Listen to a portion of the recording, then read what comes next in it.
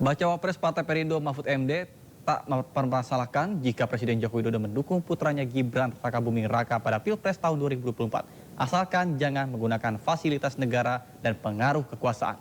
Mahfud MD yang juga Menko Polhukam bahkan tidak pernah mengizinkan anak-anaknya memanfaatkan fasilitas negara. Mas Gibran tentu putra Pak Presiden, ya Pak Presiden mengatakan pasti akan mendukung semua capres. Meskipun banyak pihak mengatakan bahwa ya pasti untuk anak ada sesuatu yang akan diberikan lebih. Itu bahasa publik, bahasa masyarakat, kita nggak bisa. Itu tidak apa-apa, itu boleh. Asal jangan menggunakan fasilitas negara dan menggunakan pengaruh sebagai penguasa.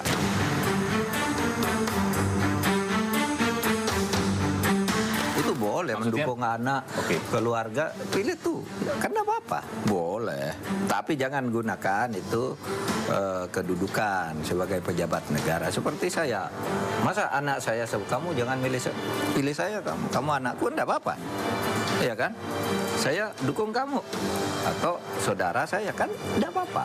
Tapi saya tidak menggunakan fasilitas negara untuk itu. Termasuk waktu, karena itu bagian dari demokrasi. Deklarasi di Gedung Arsip, Bapak menunjukkan bahwa anak Bapak, putra putri Bapak itu bahkan tidak tahu ayahnya itu seorang Mahfud MD. Itu nyindir Mas Gibran.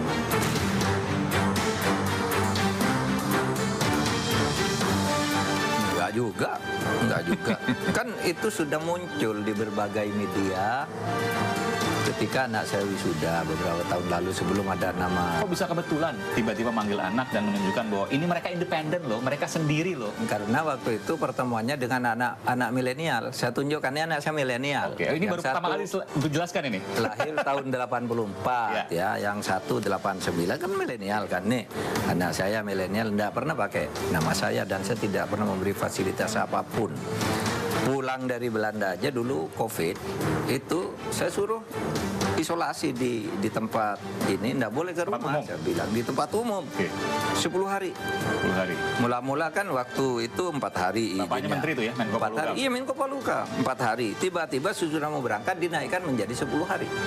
Jadi dia rugi tidur di tempat isolasi dan saya tidak boleh minum. Ini pernyataan pertama pemirsa, bahwa kemarin pada waktu deklarasi, saya akan putarkan sedikit ya, supaya ingat. Saya ingin perkenalkan nih, saya bawa 2 anak saya yang milenial. Ini satu berdiriwan.